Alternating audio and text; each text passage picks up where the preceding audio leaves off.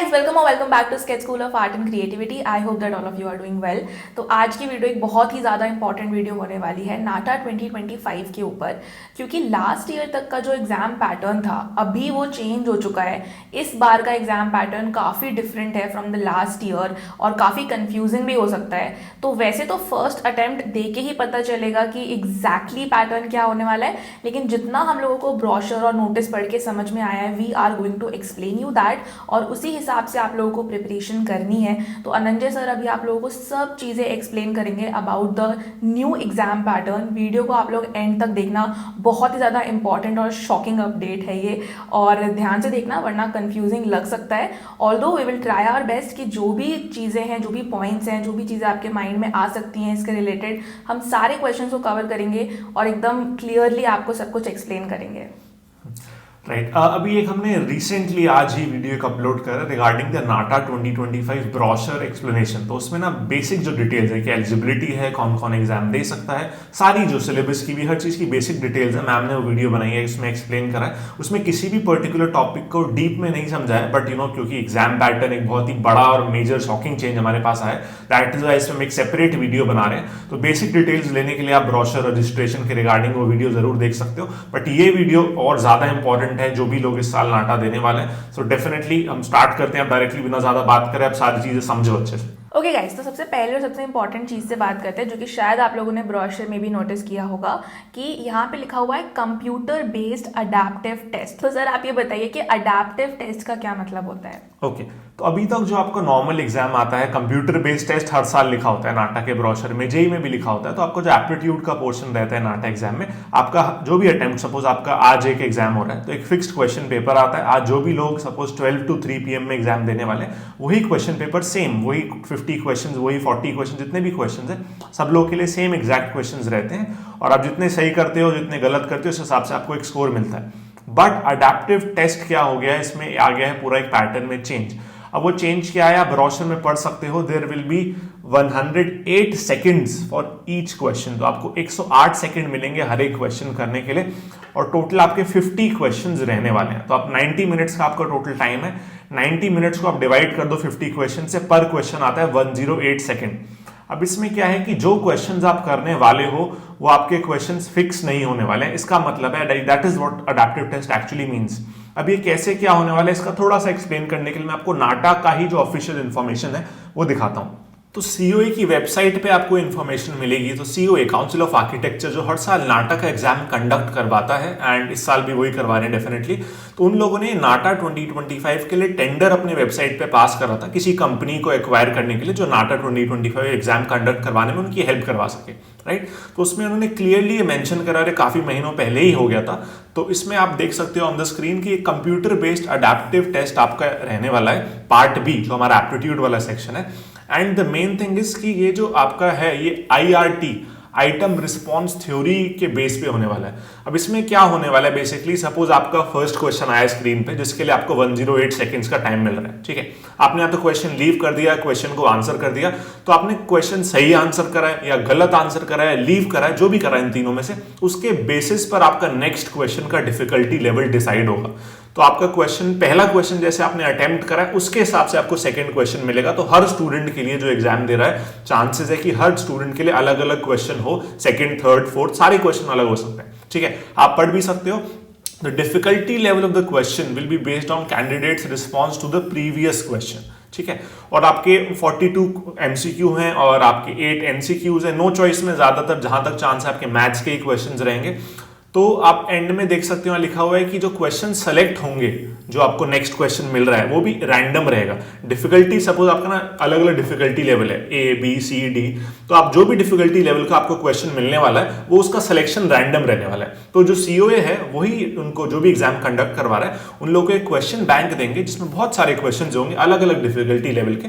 अब उस difficulty level आपका एप्टीट्यूड कितना है, आप सही कर रहे हो क्वेश्चन या गलत कर रहे हो, उस हिसाब से आपको क्वेश्चन मिलेगा उस पर्टिकुलर डिफिकल्टी लेवल का। तो आप यहाँ पे देख भी सकते हो कि जो डिफिकल्टी ऑफ क्वेश्चन है वो डिपेंड करेगा आपके करेक्टनेस पे, आपके रिस्पॉन्स पे, ठीक है। तो जो भी आपको क्वेश्चन मिलेगा, आपके आंसर के बेस पे अगला क्वेश्चन मिलेगा।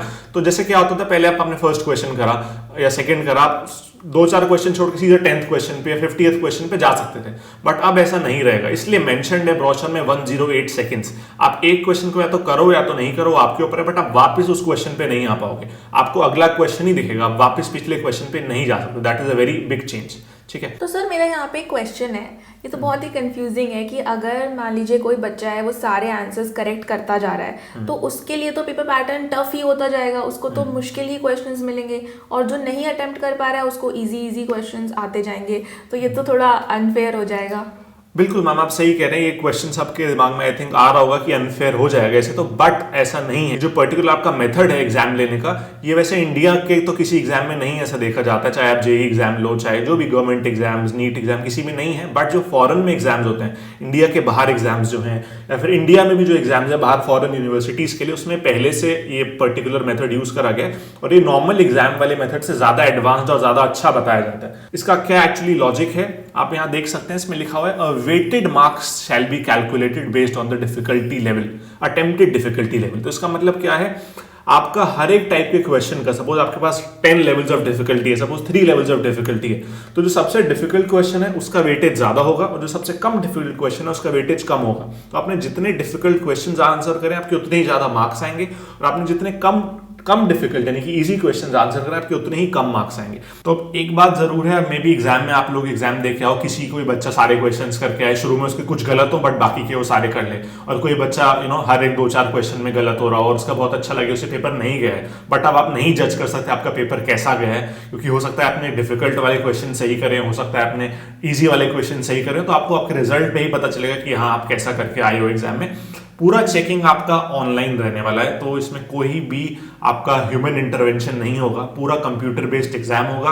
कंप्यूटर बेस्ड ही आपका तुरंत रिजल्ट आ जाएगा, मतलब आपने एग्जाम सबमिट करा, आपका रिजल्ट आज जब ही जाएगा, मे बी वो लोग जब ही दिखा दें जो आपके मार्क्स आ रहे हैं, फिर मे बी बाद में रिजल्ट में दे, बट एग्जाम सबमिट होते ही मार्क्स आ जाएंगे। तो सर एक और इम्पॉर्टेंट चीज़ है जो मेरे दिमाग में आ रहा है कि जिन स्टूडेंट्स ने बिल्कुल ही प्रिपरेशन नहीं की है, उनको शायद ये लगेगा कि यार हम सारे क्वेश्चन सॉल्व करते हुए जा रहे हैं, क्योंकि उनको शायद इजी क्वेश्चंस दिखते जाएंगे, जैसे उन्होंने 2-3 क्वेश्चन नहीं कर पाए तो उनके लिए इजी क्वेश्चंस आते जाएंगे, पर जिन्होंने प्रिपरेशन की है और उनको डिफिकल्ट क्वेश्चंस मिलते जाएंगे, तो इस वजह से उनके मार्क्स ज़्यादा आएंगे, बिकॉज वेटेज अलग अलग है क्वेश्चंस का। ऑफ कोर्स ये थोड़ा बहुत प्रिपरेशन थोड़ा और ज़्यादा इंपॉर्टेंट हो गया है, क्योंकि पहले क्या होता था, आपका एक पेपर आ रहा है उसमें नेगेटिव मार्किंग होती नहीं है नाटा में, तो रैंडम आपके क्वेश्चंस रहते हैं, आपने सब कुछ ट्राई कर लिया, जो कुछ क्वेश्चन डिफिकल्ट होते हैं, कुछ क्वेश्चन ईजी होते हैं, बट अब क्या है, अगर आपको आता है मुश्किल क्वेश्चन, जब भी आपको और मुश्किल क्वेश्चन मिलेगा और आपके जब भी मार्क्स बढ़ सकते हैं। आपको प्रिपरेशन का लेवल अपना और अप करना पड़ेगा, आप लक के बेसिस पे बिल्कुल डिपेंड नहीं रह सकते। लास्ट ईयर तक क्या था, विदाउट नेगेटिव मार्किंग थोड़ा लक फैक्टर इन्वॉल्व हो जाता था नाटा में, बट अब आपका प्योर जो प्रिपरेशन है वो हाई लेवल, बेस्ट लेवल का होना चाहिए, कि आपको एकदम जितना मुश्किल पॉसिबल है एग्जाम है ना, हर पर्टिकुलर टॉपिक में उसी लेवल तक प्रिपेयर करना है, ताकि आप अच्छे मार्क्स ला सको, वरना you won't be getting good marks, specially in the part B section. Okay guys, तो एक और चीज़ है जो आप लोगों ने देखा होगा कि ब्रोशर में मेंशन्ड है कि 2 टाइप के क्वेश्चंस है पार्ट बी में, एक है आपके एमसीक्यूज और एक है आपके एनसीक्यूज।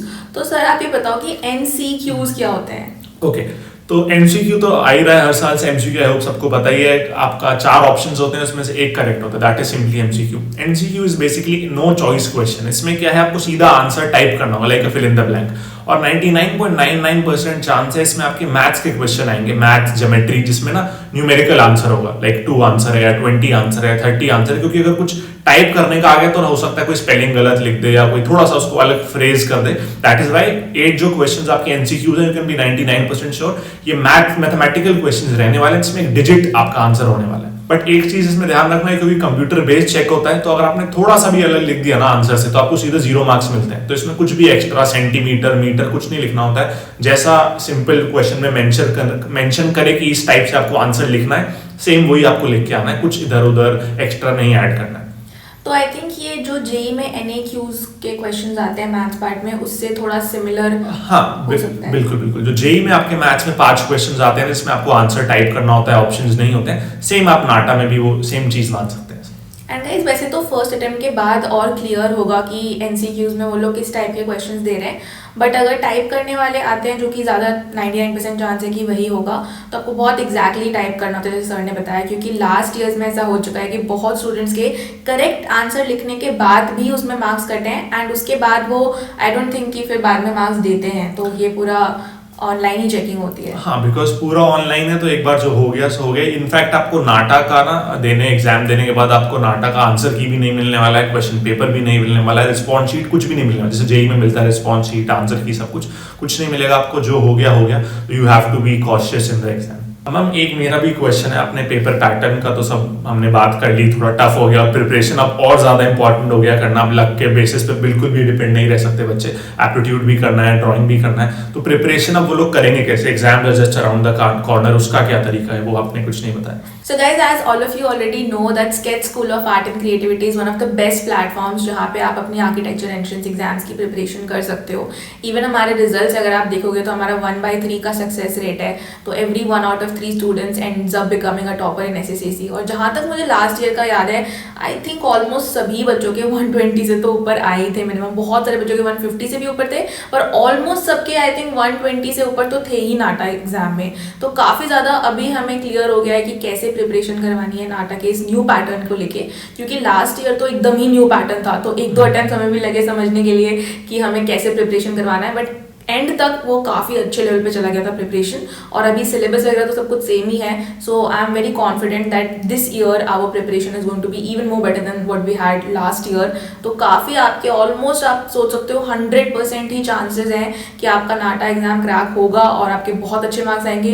तुम्हें बस अपनी तरफ से थोड़ा ये करना है कि बोर्ड्स में भी अच्छा करना है, क्योंकि अगर तुम्हारे बोर्ड्स में कम रह जाते हैं तो वो एग्रीगेट और मेरिट मार्क्स जो है तुम्हारे वो काफ़ी कम हो जाते हैं, जिसकी वजह से आप शायद टॉप कॉलेज में जिसमें आपका मन है उसमें ना एडमिशन ले पाओ। तो अपनी तरफ से तुम्हें करना है यार, बट बस बोर्ड्स में अच्छा करो, बाकी नाटा का या जेई का वो हमारे ऊपर तुम छोड़ दो, वो 100% है कि तुम्हारा हो ही जाएगा क्रैक, ठीक है। Now it might sound too good to be true जो मैम कह रही है, but definitely you can attend a demo class। जब डेमो क्लास बुक करो, देखो हम एक्चुअली कैसे पढ़ाते हैं, कौन कौन टीचर्स हैं, क्या क्या आपको मिलता है कोर्स के अंदर। I am sure you will also understand कि हाँ टॉप मार्क्स लाना और टॉपर बनना ईजी हो जाएगा आपका अगर आप SSAC में ज्वाइन करते हो तो आप डेमो क्लास वेबसाइट पे जाके बुक कर सकते हो। सारा कुछ आपको मिलता है, बुक्स हम लोग प्रोवाइड करते हैं, mock test, 3D modelling kit, backup recordings, 24/7 teachers available होते हैं। इंडिविजुअली सब टीचर्स से आप कांटेक्ट कर सकते हो, सबका नंबर आपके पास रहता है। तो जितना हमारे एंड से पॉसिबल होता है अपना पूरा 110% एफर्ट्स डालते हैं, एंड जो स्टूडेंट्स अपना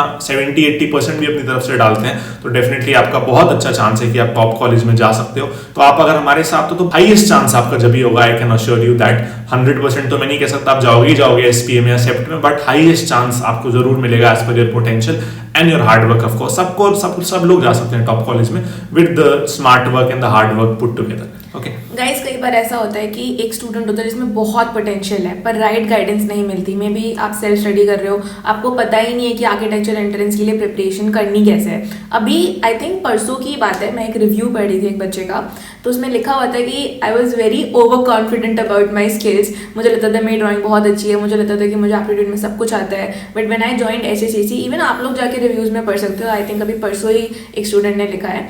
तो जब आप ज्वाइन करते हो, आप जब फ्री डेमो क्लास में भी आओगे, आपको लगेगा कि यार there are things that we don't know and there are these things जो हमें पता ही नहीं था कि हमें ऐसे प्रिपरेशन करनी है। बिकॉज आर्किटेक्चर एंट्रेंस का प्रिपरेशन ऐसा तो है नहीं कि आप ये चीज़ें स्कूल में भी पढ़ते हो, so it's very new to you. It's not difficult but it's so new कि आपको पता ही नहीं होता कि ये चीज़ें प्रिपेयर करनी है। That is why I will recommend you कि आप फ्री डेमो क्लास में ज़रूर आओ and you will definitely get a good guidance, right guidance, and then you can start with your preparation in any way you want. Right, ठीक है। तो अब अपने सेकंड पार्ट पे आते हैं। हमने जो पार्ट बी था हमारा एप्टीट्यूड सेक्शन, उसको एक बार सम अप कर लेते हैं। टोटल आपके 120 मार्क्स हैं, जिसमें आपके 50 क्वेश्चंस हैं, 42 आपके क्वेश्चंस हैं MCQs, आपके 8 क्वेश्चंस हैं NCQs, 90 मिनट्स आपको मिलने वाले हैं इसके लिए। अब अपने हम आ जाते हैं पार्ट ए पे, जो कि ड्राइंग का हमारा पार्ट है, क्योंकि ड्राइंग सेम है लास्ट ईयर जैसा, इसलिए हम उसके बारे में बाद में बात कर रहे हैं। अब ड्राइंग में आपका 80 मार्क्स का टोटल टेस्ट है, 3 क्वेश्चंस आपके आएंगे, हम तीनों का थोड़ा सा ब्रीफली जल्दी से देख लेते हैं। तो आप यहाँ देख सकते हो नाटा का ब्रोशर ही है, 90 मिनट्स का आपका एग्जाम है, सेम 90 मिनट्स एप्टीट्यूड के हैं, 90 मिनट्स ड्राइंग के हैं, 80 मार्क्स का है आपका। अब इस 80 में से आपका 25 मार्क्स के 2 क्वेश्चन है और एक 30 मार्क्स का एक क्वेश्चन है। 3D मॉडलिंग आपका थर्ड क्वेश्चन है 30 मार्क्स का। एक ब्लैक एंड व्हाइट का क्वेश्चन है जिसमें आपको 3D कॉम्पोजिशन बनाना है, और एक 2D कॉम्पोजिशन का क्वेश्चन है जिसमें आपको अगेन कलर करना होगा। तो गाइस एक और इम्पॉर्टेंट चीज़ है कि जैसे जेई में हम अपने हिसाब से सब्जेक्ट्स को टाइम दे सकते हैं कि यार एप्टीट्यूड में ज़्यादा टाइम दे दिया या कम टाइम दे दिया, लेकिन इसमें ऐसा नहीं होगा। आई थिंक पहले आपको एप्टीट्यूड का पार्ट अटेम्प्ट करना होगा जिसमें कि आपको वो ऑनलाइन रहेगा, और उसको सबमिट करने के बाद ही आपको ड्राइंग की शीट मिलेगी। तो दोनों का टाइम एकदम फिक्स्ड है। ड्राइंग के लिए आपको बिल्कुल 90 मिनट्स का ही टाइम मिलेगा डॉट। ऐसा नहीं है कि आपने एप्टीट्यूड जल्दी कर लिया तो ड्राइंग की शीट जल्दी मिल जाएगी। दोनों सब्जेक्ट्स के लिए बिल्कुल 90 मिनट्स का आपको एग्जैक्ट टाइम मिलेगा। राइट, और डेफिनेटली आप एप्टीट्यूड का हमने समझ लिया, उसमें 108 सेकेंड्स का भी वो आपका क्राइटेरिया आ गया है। तो ये आपका हो गया मेजर, हमने पेपर पैटर्न के बारे में बात कर ली है, ड्राइंग का, एप्टीट्यूड का। अब जो डिटेल में सिलेबस है कि एप्टीट्यूड में कितने मार्क्स से कौन से क्वेश्चन आएंगे, ड्राइंग में 2D में क्या है, 3D में क्या है, 3D मॉडलिंग में कैसे क्वेश्चन आएंगे, तो उसके लिए हमें डेफिनेटली एक अलग वीडियो बनानी पड़ेगी जो एग्जैक्ट डिटेल में सिलेबस को, टाइप ऑफ क्वेश्चंस को, वेटेज को अमंग डिफरेंट टॉपिक्स एक्सप्लेन करेगी। वो ब्रोशर में कहीं मेंशन नहीं होता है, वो हमें ही आप लोग को एक बार अच्छे से बताना पड़ेगा, समझाना पड़ेगा।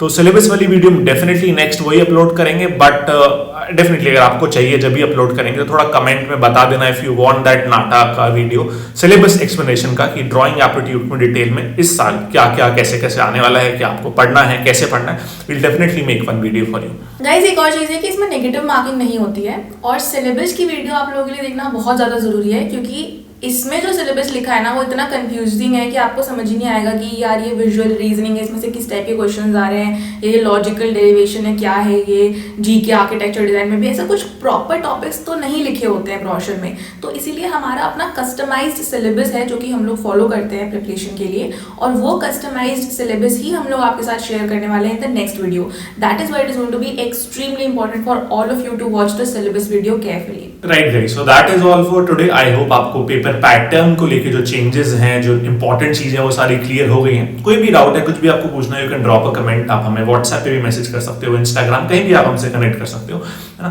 सो that will be all for today's video then guys. We will see you soon, maybe individually या maybe together. Okay, so yeah bye bye, see you soon. Bye. I have got 98 percentile in JEE BH and 166 marks in my NATA examination. I scored 99.6 percentile in my JEE paper 2 and my all India rank stood 292. And I scored 99.85 percentile in the JEE BH examination this year, securing an all India rank of 120. My JEE score is 99.66 percentile and my NATA score is 168. If you want to do architecture, I feel SSAC is the place you can trust in for your preparation. The teachers at SSAC are amazing. Helped me so much with their incredible techniques which you cannot find anywhere across the internet. I've searched them all. I loved everything about the institute. Would like to especially thank Sanjay sir and Samiksha ma'am and Shrestha ma'am and Shruti ma'am. You were all fabulous. Cannot find this level of quality education anywhere else. I would recommend CPEL to join SSAC who score amazing in their exams. I can't recommend SSAC enough for all the students who want to prepare for JEE BH and NATA exam. I recommend you to join SSAC because everybody who is regular to the classes have gotten their ranks. So why not you? All the best.